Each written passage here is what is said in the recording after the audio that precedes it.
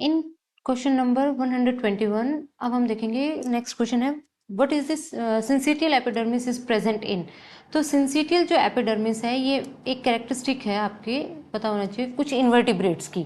Invertebrates में syncytial epidermis होता क्या है कि आपकी जो आउटर कवरिंग है उसमें वन न्यूक्लियस जो होते हैं वो प्रेजेंट होते हैं, तो उसको बोलते हैं सिंसिटियल या सिनोसिटिक एपिडर्मिस।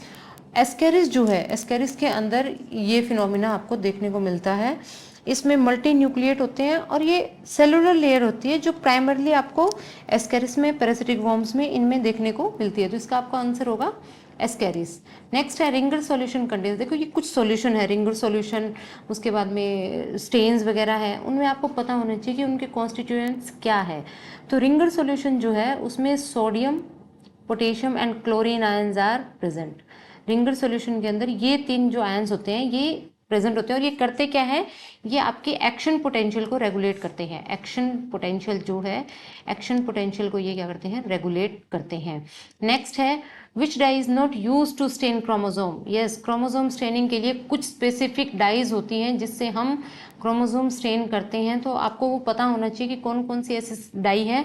तो देखिए जो +2 जिन्होंने की है उनको पता होगा, हम एक एसिटोकार्मिन स्टेन जो है वो तो यूज़ करते ही हैं जिसमें हम डीएनए को, क्रोमोजोम को स्टेन करते हैं।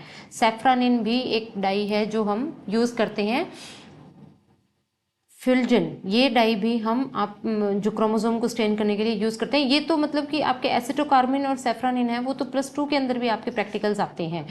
फ्यूल्जन जो है वो आपके ग्रेजुएशन टाइम पे आप अगर प्रैक्टिकल करते हो तो उसमें यूज़ होता है।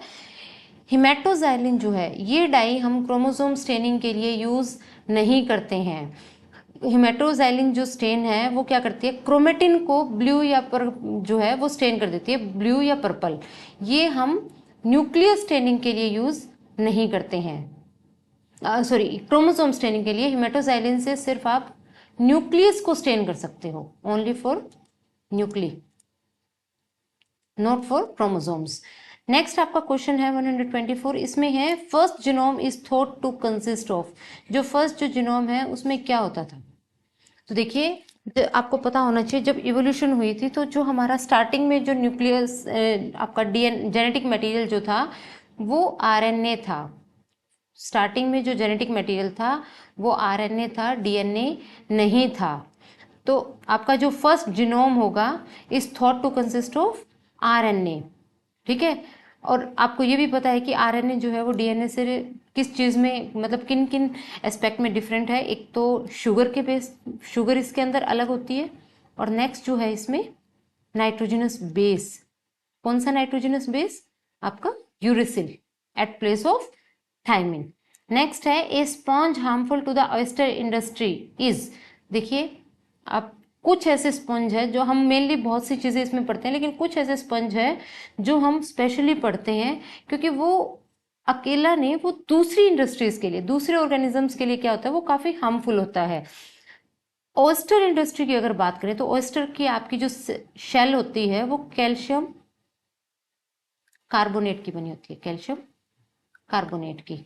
तो ऑयस्टर इंडस्ट्री के अंदर क्या होता है, क्लियोना जो आपका स्पंज है, क्लियोना स्पंज जो है वो इस कैल्शियम कार्बोनेट की जो कवरिंग होती है, कैल्शियम कार्बोनेट की जो कैल्केरियस जो कवरिंग होती है, इसको क्या कर देता है, इरोड कर देता है, इसको वो खत्म कर देता है। तो ऑयस्टर इंडस्ट्री को ये बहुत मतलब कि एक बहुत ज़्यादा नेगेटिव इम्पैक्ट डालता है। नेक्स्ट क्वेश्चन है which one of the following is not a gaseous biogeochemical cycle. देखिए क्वेश्चंस को थोड़ा सा ध्यान से पढ़िए, आपका जो है क्वेश्चन निकल जाएगा। उसने पूछा नॉट और कौन सी, gaseous biochemical cycle. Gaseous biochemical cycle वो होती हैं, वो बायोकेमिकल साइकिल जिनमें प्राइमरली आपकी गैसेस इन्वॉल्व होती हैं। For example nitrogen cycle, carbon cycle, ये कुछ ऐसी साइकिल्स हैं जो आपकी क्या है, नाइट गैसियस है। Sulphur cycle, it is also a gaseous biogeochemical cycle. लेकिन फॉस्फोरस साइकिल जो है, फॉस्फोरस साइकिल आपकी गैसियस साइकिल नहीं है क्योंकि इसमें कोई भी गैसियस कंपोनेंट जो है वो इन्वॉल्व नहीं करता। इसमें क्या क्या आता है आपका, सोयल, नेक्स्ट आपका वाटर,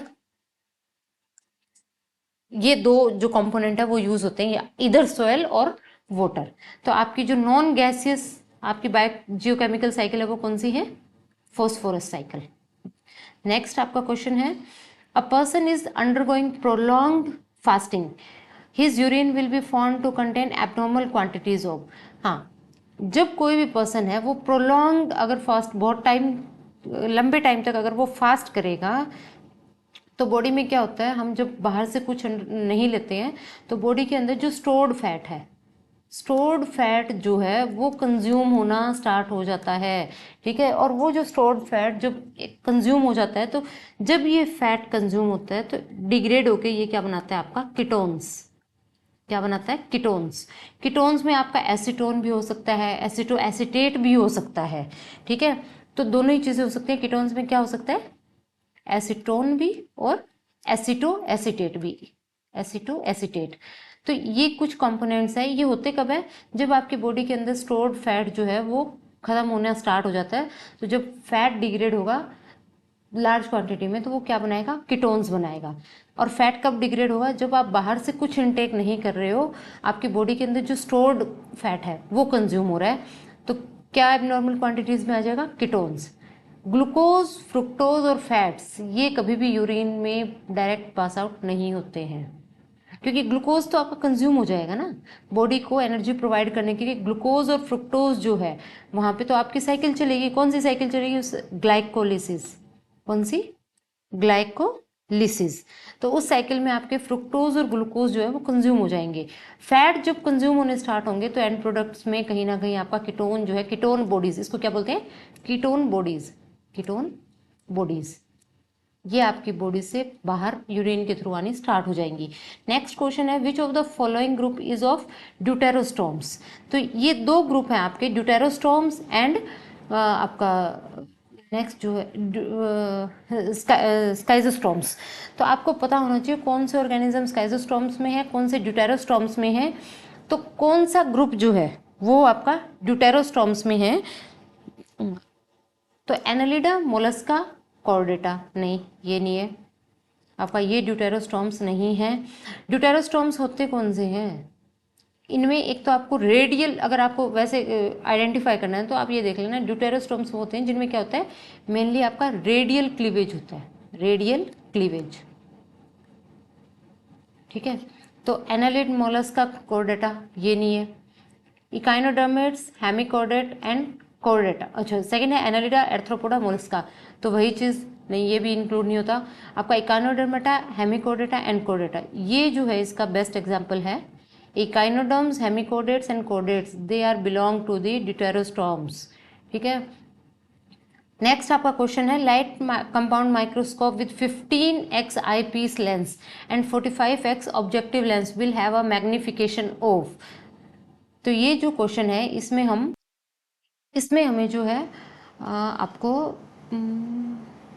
मैग्निफिकेशन अगर निकालनी है तो मैग्निफिकेशन का एक सिंपल सा फार्मूला होता है।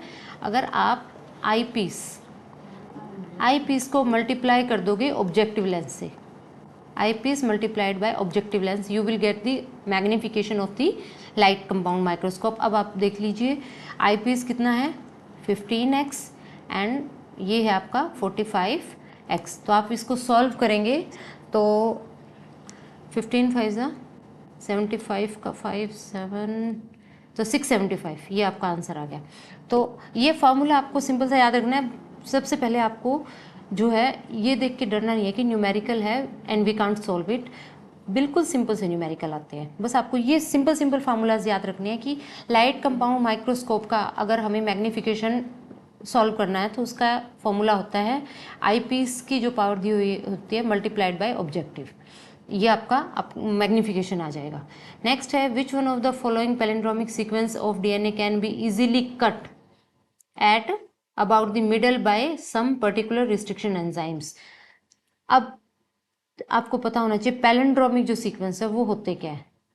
पैलिंड्रोमिक सीक्वेंस मोस्टली बच्चों को पता होंगे, वो होते हैं मतलब कि अगर आप इधर से पढ़ो या इधर से पढ़ो या 5 प्राइम एंड से पढ़ो आप इसको या फिर आप 3 प्राइम एंड से पढ़ो, आपको दोनों तरफ से जो उसकी कॉन्स्टिट्यूशन है वो दोनों तरफ से सेम मिलेगा।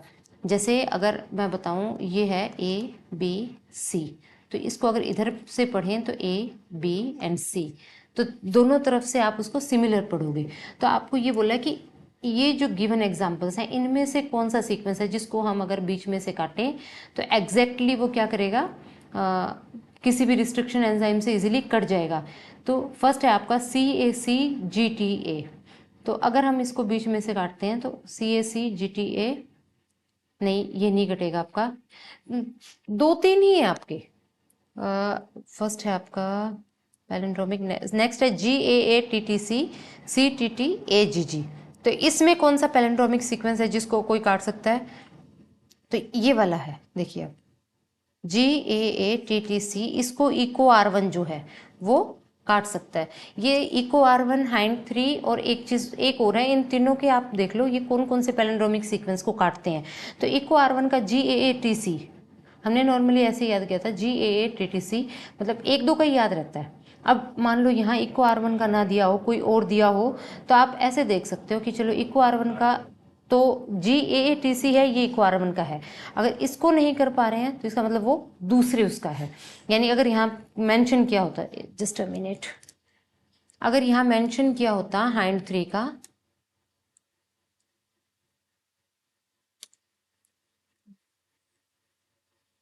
वेट, अगर यहाँ मेंशन किया होता कि Hind3 से कौन से सीक्वेंस आपके जो हैं वो वो होते हैं, क्या कहते हैं आप, वो स्टडी बीच में से करता है Hind3, तो आपको 2 या 3 सीक्वेंस ही पढ़ने हैं।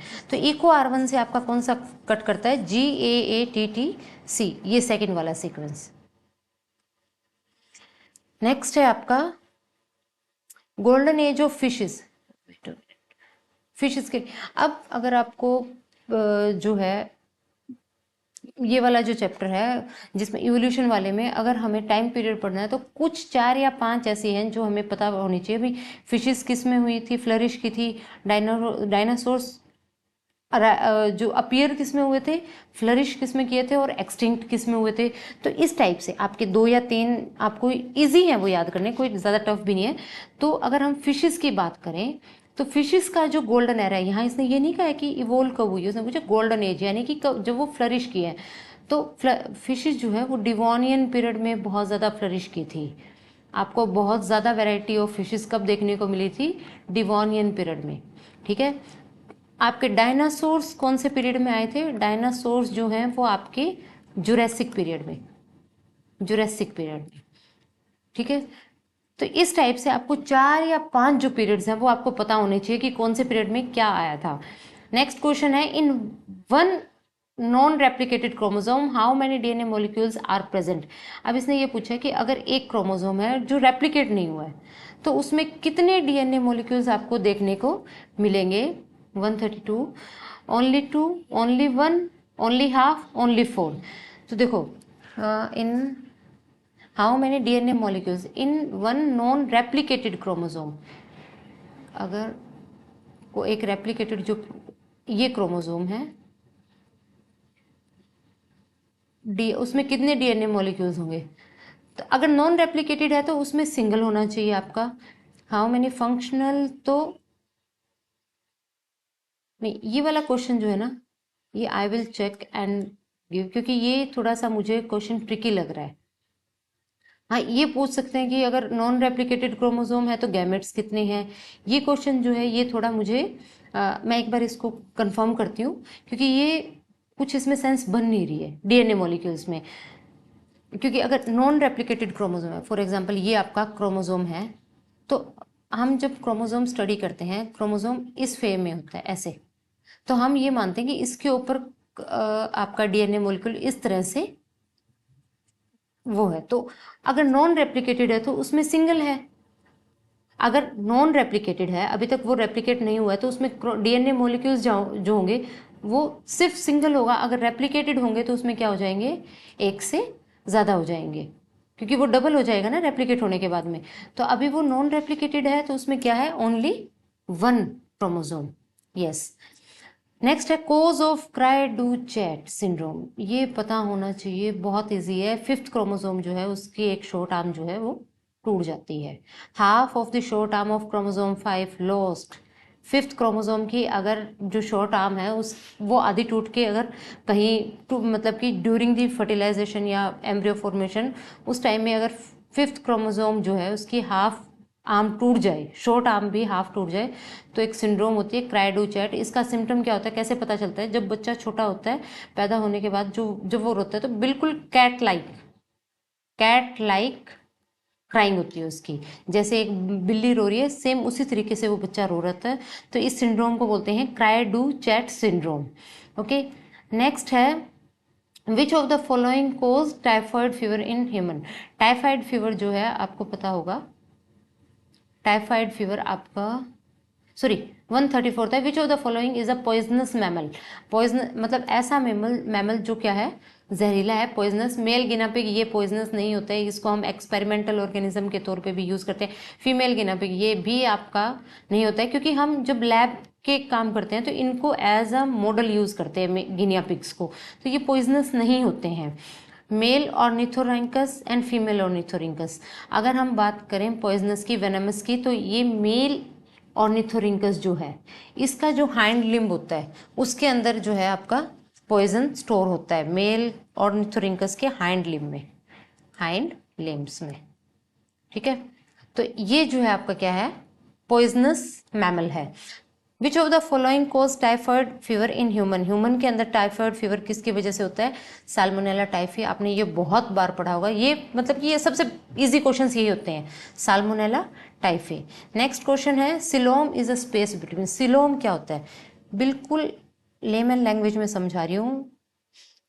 ऑर्गेनिजम्स जो हैं उनका जो बॉडी टाइप होता है वो tube with in a tube type होता है। जैसे ये एक बड़े ट्यूब है जिसका डायमीटर बहुत ज़्यादा है, इसके अंदर एक छोटी ट्यूब है जिसका डायमीटर क्या होगा, कम होगा इसके कंपैरेटिवली।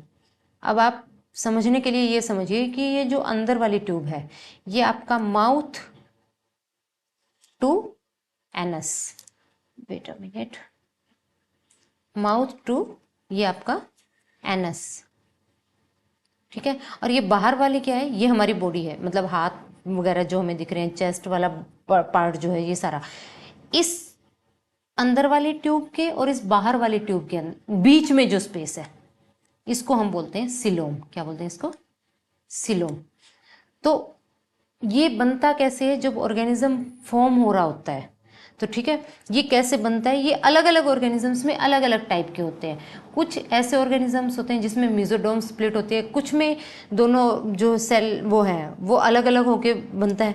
तो ये पूछ रहे हैं कि सिलोम कैसे बनता है, splitted mesoderm, mesoderm and ectoderm, ectoderm and endoderm, splitted endoderm. Endoderm तो कभी भी स्प्लिट नहीं होती है। तो सिलोम किसके स्प्लिट होने से बनता है, ये बीच वाली जो लेयर है ना मेसोडर्म, इसके स्प्लिट होने से, स्प्लिटेड मेसोडर्म की वजह से। ठीक है, और इस टाइप की जो डेवलपमेंट होती है जहां मेसोडर्म स्प्लिट होता है उसको हम बोलते हैं स्काइजोसिलस डेवलपमेंट। क्या बोलते हैं,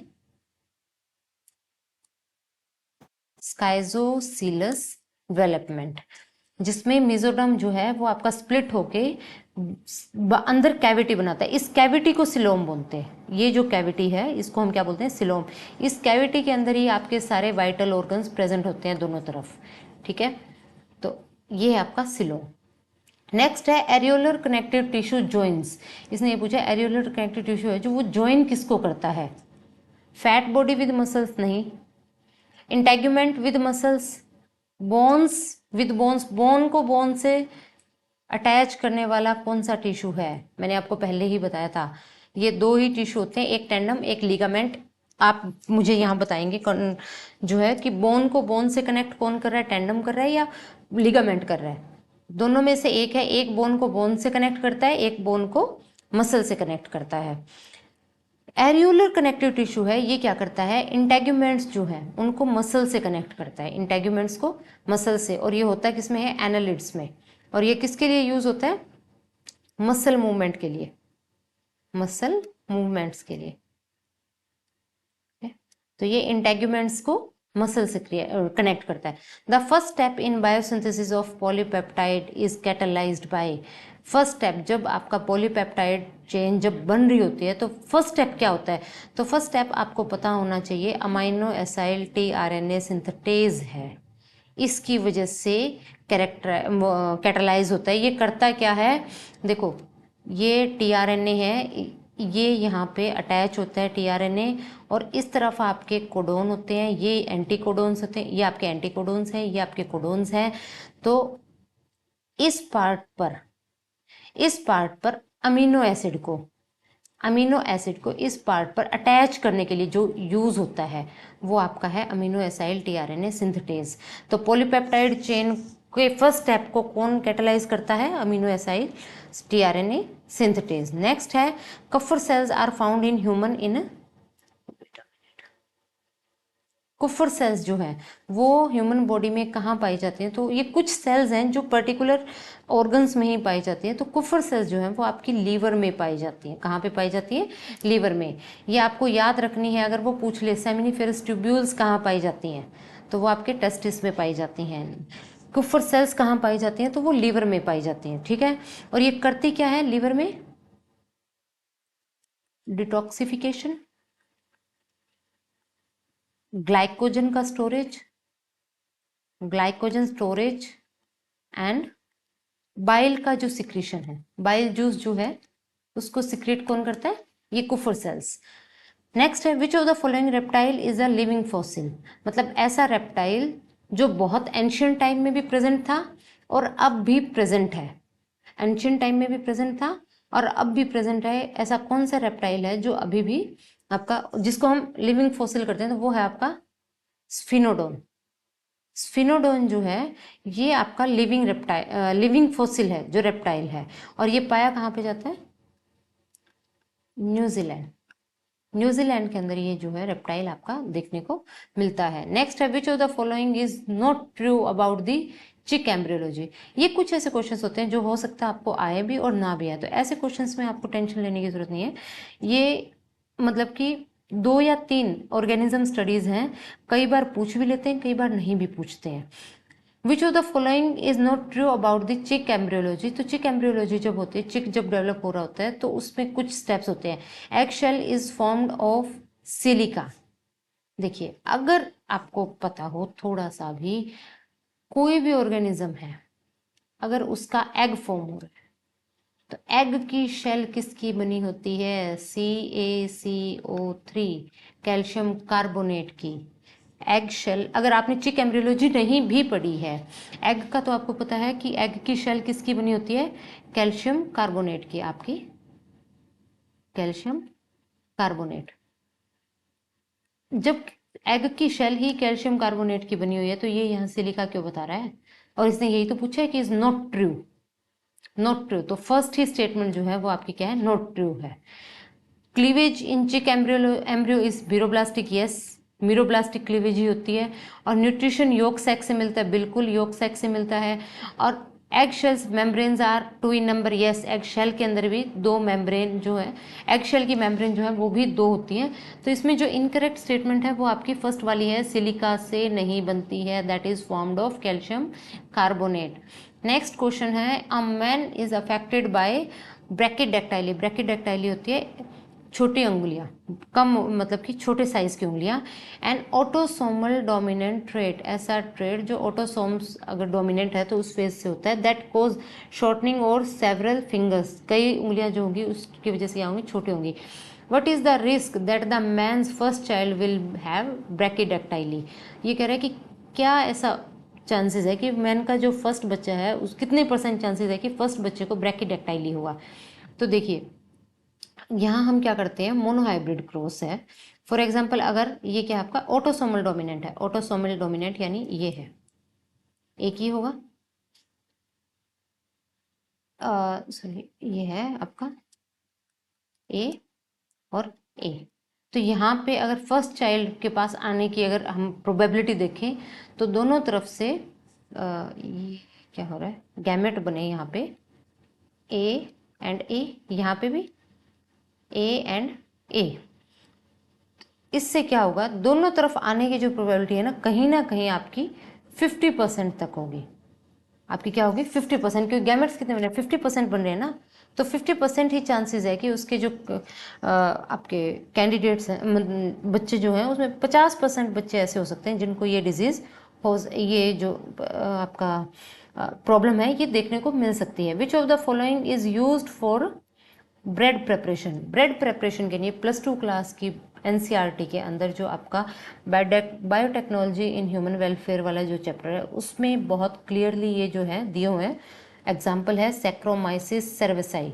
सैक्रोमाइसिस सेरेविसाई ये ऐसी आपकी जो है यीस्ट है, इसको बेकर्स यीस्ट भी बोलते हैं। क्या बोलते हैं इसको? Baker's yeast.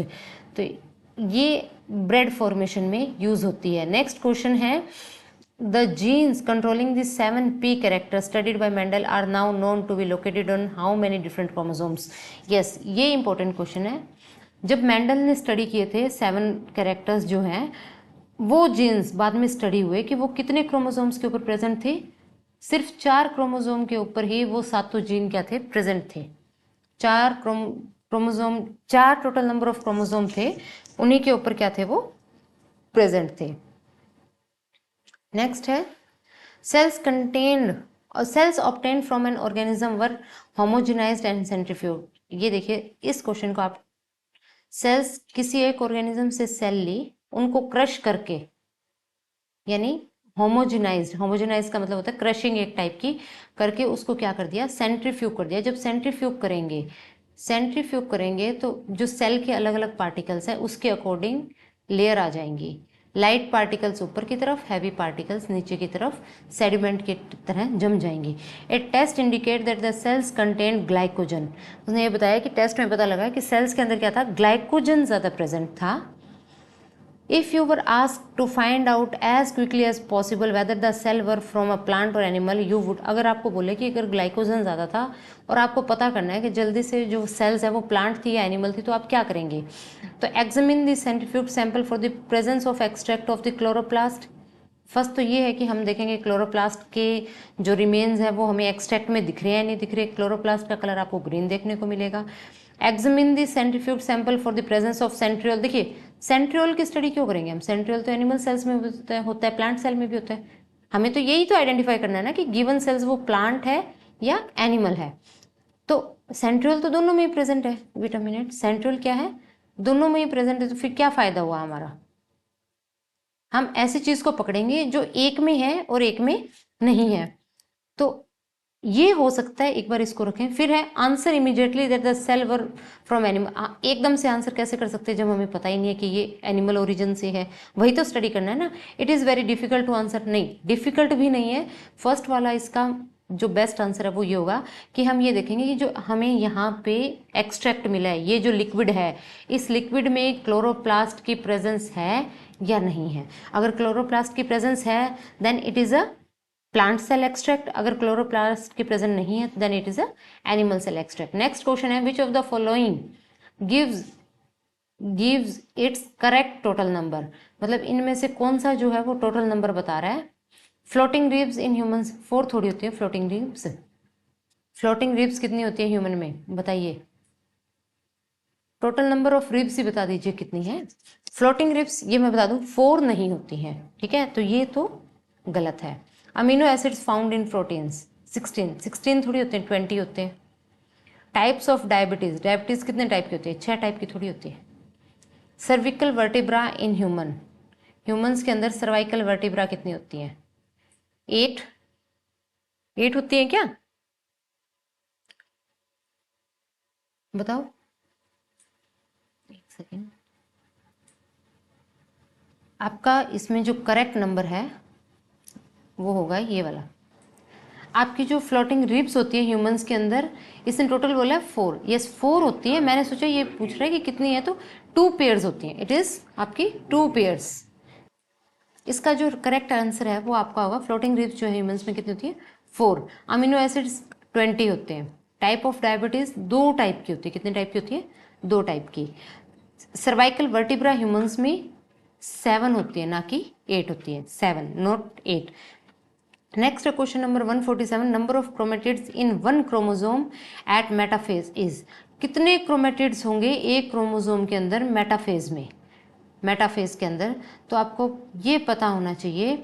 मेटाफेज के अंदर वेट हैप्लॉइड क्रोमोसोम, तो उसके अंदर एक एलील है। डिप्लॉइड में 2 अलील है, तो नंबर ऑफ अलील जो होंगे, नंबर ऑफ क्रोमेटिड्स जो होंगे वो क्या होंगे, 1 इन माइटोसिस एंड 2 इन मियोसिस। इसका आंसर क्या आएगा, अगर माइटोसिस में है तो 1, मियोसिस में है तो 2।